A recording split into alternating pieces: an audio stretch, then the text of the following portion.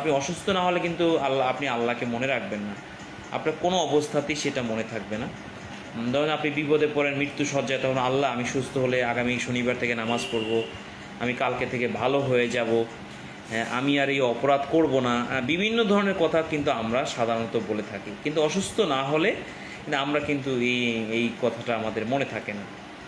তারপর হচ্ছে সেকেন্ড হচ্ছে যে আপনি যখন ঔষধ ক্রয় করবেন, আপনি দেখেন ঔষধ শিল্প বিশাল বড় একটা শিল্প। আল্লাহর অশেষ রহমতে আমাদের এই সারা বিশ্বে বাংলাদেশের ঔষধের একটি যথেষ্ট পরিমাণ সুনাম এবং নাম আছে।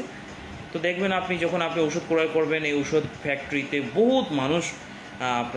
বহু মানুষ কাজে কর্মে যুক্ত আছে, তারা তাদের রিজিকের সন্ধান এখান থেকে তারা পান।